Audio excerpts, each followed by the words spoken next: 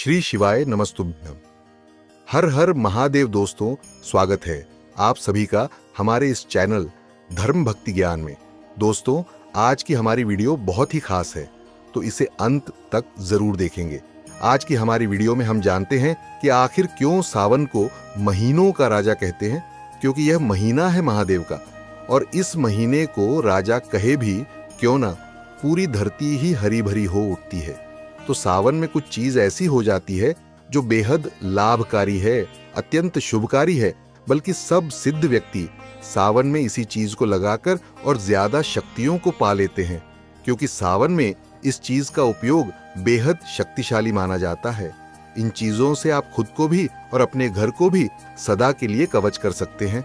दोस्तों, आज के इस वीडियो में हम बात करेंगे घर को किस प्रकार कवच किया जाता है और बड़ी आसानी से छोटी छोटी चीजों के ही माध्यम से घर को कवच किया जा सकता है। क्योंकि जैसा कि आप जानते हैं कि आजकल शत्रु का स्वभाव बहुत ही ज्यादा बढ़ गया है। एक दूसरे को देखकर इतना ज्यादा जलते हैं कि एक दूसरे पर तंत्र मंत्र, तांत्रिक क्रिया एवं टोने टोटके आदि वगैरह कर देते हैं। और सबसे बड़ी खास बात तो यह है कि इन टोने टोटकों को करने के लिए कुछ भी विशेष चीजों की आवश्यकता नहीं होती है। आमतौर पर गृहस्थी वाले लोग ही इन चीजों को कर भी देते हैं और एक दूसरे को परेशान कर देते हैं। और जब भी ऐसा होता है तो इससे व्यापार अगर आप करते हैं तो व्यापार ठप जैसा हो जाता है। कर्ज की जो समस्याएं होती हैं वो बहुत ज्यादा बढ़ जाती हैं। जैसे घर में कोई योग्य कन्या हो शादी के लिए, तो उसकी शादी में बाधा उत्पन्न होती है। तो इस प्रकार की बहुत सारी चीज घर पर अगर कर दी जाती है तो घर की सारी चीज और सभी काम एक के बाद एक बिगड़ना लग जाती है।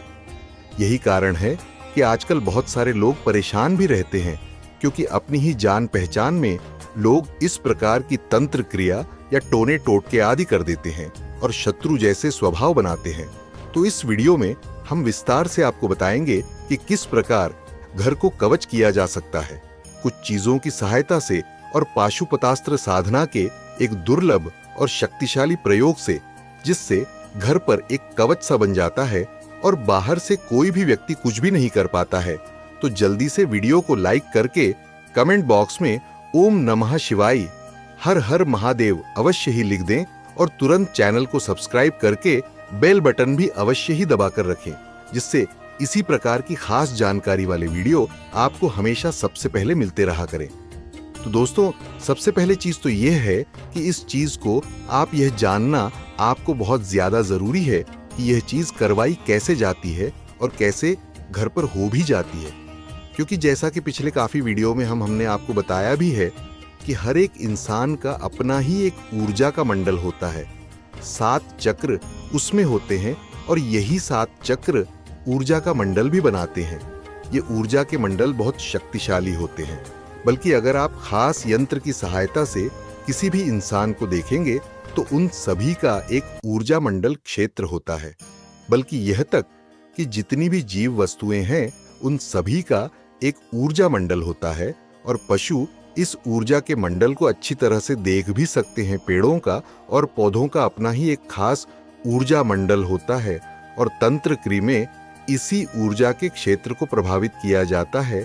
जैसे कि आपका जो घर है उसका ऊर्जा का एक क्षेत्र होता है और शत्रु टोने टोटके से इसी ऊर्जा के क्षेत्र को प्रभावित करता है, जिससे घर का ऊर्जा का क्षेत्र बिल्कुल बिगड़ जाता है। और इसी को कहा जाता है घर का बंधन। घर का बंधन अगर हो जाए तो उस घर में कभी कोई आदमी खुश नहीं रहता है। हमेशा उसके मन में यह ख्याल आता है कि जैसे घर छोड़कर भाग जाऊं, और घर में घुसते ही उसे परेशानी होने लगती है। लड़ाई झगड़ा और गृह क्लेश इसी का परिणाम होते हैं। और इन प्रकार की चीजों से बचने के लिए ही घर के मुख्य द्वार को पितृकुल देवी और कुल देवता का स्थान हमारे आशी मुनियों ने बताया है। जिस घर पर कुल देवी, पितृ और कुल देवता घर के मुख्य दरवाजे पर ही बैठे हों, तो उस घर का कोई बाल बाव का नहीं कर सकता है। शत्रु चाहकर भी कुछ नहीं करा पाता है। आजकल बहुत सारे लोगों को इस बारे में जानकारी नहीं होती है। इस वजह से उनके घर पर कोई भी कुछ भी करवा देता है।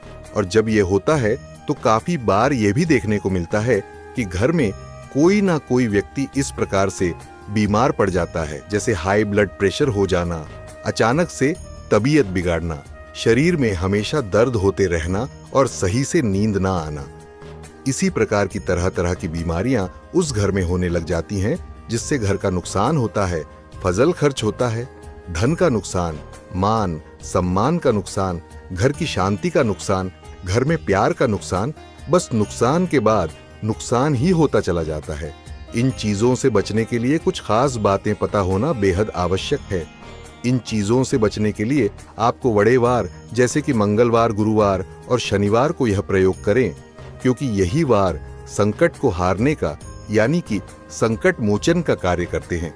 यह पाशुपतास्त्र साधना का एक महाशक्तिशाली प्रयोग है जो बेहद आसान है और इसे कोई भी कर सकता है।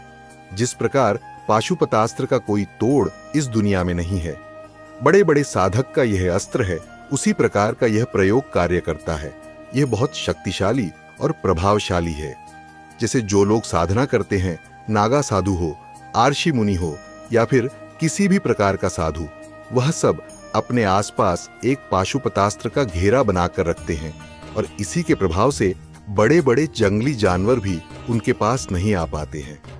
शत्रु की मजाल क्या है कि वो आपको देख सके दोस्तों। पाशुपतास्त्र उन्हें हर संकट और बीमारी से बचाए रखता है, जंगली जानवर से बचाए रखता है। वह कहीं भी राजा की तरह आते और जाते रहते हैं, स्मशान को या फिर शेर की गुफा। अगर पाशुपतास्त्र उनके पास है तो उनसे जंगली जानवर ही डरकर भाग जाता है। ये ताकत केवल पाशुपतास्त्र की है। इसी की सहायता से उन्हें अकेले होकर भी डर नहीं लगता है, बल्कि आदमी भीड़ में भी डरा सा और सहमा सा रहता है। यही इस कवच की शक्ति होती है कि अपने साधक को कुछ भी नहीं होने देती है। वैसे तो पाशुपतास्त्र साधना बहुत ही ज्यादा गुप्त है, जो ऐसे ही किसी को नहीं बतानी चाहिए, लेकिन इसके छोटे से प्रयोग को हम निश्चित ही आपको बता देते हैं। तो दोस्तों, जब भी अगर आपको ऐसा लगता है कि आपके घर पर कोई कुछ करवा रहा है या आपके घर में परेशानी उत्पन्न कर रहा है, शत्रु परेशान कर रहा है, और खासकर कि इस चीज को देखें जो आपका बहुत ज्यादा करीबी रिश्तेदार बनकर दिखाता है और आपसे बहुत मीठे बोल बोलता है, लेकिन आपके ही घर में फूट डालता है, आपके ही बच्चों में, आपके परिवार में लड़ाई आता है। ऐसे करीबी रिश्तेदार बस मुंह पर मीठा बोल बोलकर आपको भड़काने और आपकी जिंदगी कितनी खराब है यही जानने आते हैं। आप उन्हें कुछ बताएंगे तो बस सभी परिवार वालों को वो आपस में भिड़ने ही आते हैं कि देखो वो कितना गलत और यह कितना गलत, ऐसा बता बता कर वो दिमाग खराब कर देते हैं। ऐसे लोगों से आप बिल्कुल सतर्क रहा करें। ये बात आप समझा करें कि रिश्तेदार कितना ही मीठा बोले, कितना ही आपका बनकर दिखाए, पर है तो वह बाहर का ही आदमी ना, तो आप बिल्कुल सतर्क रहा करें। यह सब इसलिए ऐसा करते हैं क्योंकि यह लोग आपको बेइज्जत देखना चाहते हैं, आपको बिल्कुल लाचारी जैसा देखना चाहते हैं। आपके बच्चे किसी काम के नहीं हैं, इस प्रकार बस देखना चाहते हैं। आपके घर के लोग आपके किसी काम के नहीं हैं, इस प्रकार देखना चाहते हैं। तो अगर कोई भी बाहर का व्यक्ति आपको अपने परिवार के खिलाफ बता है, आपका दोस्त और हितेश बनता है, तो आपको तुरंत समझ जाना चाहिए कि यही सबसे बड़ा दुश्मन है, यही बस चोर है और यही दोषी भी है। काफी बार तो यूं भी देखने को मिलता है कि यही लोग जो आपसे मीठे बोल बोलते हैं, आपसे मिठाई में कुछ डालकर, कुछ खाने पीने की वस्तुओं में कुछ डालकर आपको खिला देते हैं और आपकी बुद्धि को बिल्कुल अपने वश में करके रखते हैं। और कई बार तो यूं भी होता है कि व्यक्ति इतना वश में हो जाता है कि इन्हीं लोगों से बहुत ज्यादा प्रेम करने लग जाता है, इन्हीं को देखकर खुश होने लग जाता है और अपने परिवार और अपने बच्चों से नफरत करने लग जाता है। यही बस बुद्धि का बंधन है जो बिल्कुल पता नहीं लगता, वरना कौन इतना नालायक है इस दुनिया में जो अपने बच्चों को देखकर नफरत करे। तो इस बात को आप ध्यान रखा करें और इस चीज को खुद देखने के लिए आप यह भी कर सकते हैं कि जब भी वह व्यक्ति अगर आपके घर में आता है तो आप एक साफ कागजी नींबू, बिल्कुल दाग रहित नींबू लेकर आ जाए और जहां पर उसके पैर पड़े हों वहां की मिट्टी थोड़ी सी निकाल ले और उठा ले, और उसके बाद ही किसी गमले में या घर पर गड्ढा खोदकर, अपने घर में ही आपको गड्ढा खोदना है या गमले में रखा जा सकता है। अगर आप गड्ढा नहीं खोद सकते हैं तब गमले में करें। वैसे अगर गड्ढा खोद के घर में अगर इस प्रकार किया जाता है तो तुरंत वह व्यक्ति पकड़ में आ जाता है। जहां पर उसके पर पड़े हो वहां की मिट्टी उठाकर उसे नींबू के साथ बांधकर गड्ढे में या किसी गमले में आपको दबा देना है और इसको 1 हफ्ते तक वहीं दबा कर रखना है और 1 हफ्ते बाद यह नींबू निकाल लेना है। वैसे बस 5 दिन बाद इसे निकाल सकते हैं आप। और यह देखें कि अगर वह नींबू लाल पड़ता है तो आप समझ जाए कि यही व्यक्ति कुछ ना कुछ करवा रहा है। और जब आपको इस प्रकार पता लग जाता है तो उसे व्यक्ति से बिल्कुल भी आपको डिस्कस नहीं करना है, क्योंकि अगर आप डिस्कस करते हैं तो वह और ज्यादा स्ट्रैंग क्रिया को करवाता है और पहले से जो उसने कुछ क्रियाएं करवाई हुई हैं वो फिर आप काट नहीं पाते हैं। तो इस चीज से आप जान सकते हैं कि आप या आपके घर पर हुआ है कि नहीं हुआ है। और अगर वह व्यक्ति अगर आपके घर में नहीं आता है, आपको यह डर लगता है कि तंत्र क्रियाएं आपके घर में हो गई हैं, तो इसी प्रयोग से आप यह भी जान सकते हैं कि आपके घर पर बुरे शक्तियों का प्रभाव है कि नहीं है। ऐसे ही नींबू लेकर सभी लोगों के ऊपर से 21 बार उतारकर किसी भी गड्ढे में, घर में ही किसी भी गमले में इसे दबाकर आप खुद चेक करके देखें। अगर यह लाल पड़ जाता है तो आप तुरंत समझ जाइए कि घर पर तंत्र हुआ है। अब इससे बचाने के लिए आप यह कर सकते हैं कि किसी भी खड़े वार पर आप नीम के पत्ते ले आए और इन पत्तों की राख को तैयार कर लेना, अर्थात इनको जलाकर इनकी भस्म को तैयार कर लेना और मंगलवार के दिन व्रत रख लेना अगर हो सके तो, वरना वैसे भी कर सकते हैं। घर का मुखिया अगर इस व्रत को रखते हुए प्रयोग करे तो ज्यादा प्रचंड रूप से प्रयोग होता है। नीम के पत्तों की राख बनाकर आपको अपने घर के ही शिवलिंग पर इसका लेप पूरे शिवलिंग पर करना है। नीम के पेड़ की जो तासीर होती है वह अंदर से ठंडी होती है। शिवलिंग पर इस प्रकार लेप करने के पश्चात पूरे दिन उसे लेप को वहीं पर लगाए रखना है और अगले दिन इस लेप को थोड़ा थोड़ा करके निकाल लेना है, यानी कि बिल्कुल सावधानी पूर्वक निकाल लेना है जिससे शिवलिंग को कोई नुकसान ना पहुंचे। और उसके बाद अपने घर के मुख्य द्वार पर इसी भस्म से ओम नमः शिवाय को लिख देना है और एक स्वस्तिक बना देना है। घर के मुख्य द्वार से लेकर खिड़कियां या जहां आपको लगे कि यहां सबसे ज्यादा नेगेटिविटी है तो वहीं पर इस राख से स्वस्तिक को बनाते जाना। घर की छत आदि सब जगह बना लेना। ऐसा करने से वहां पर एक कवच सा चढ़ जाता है।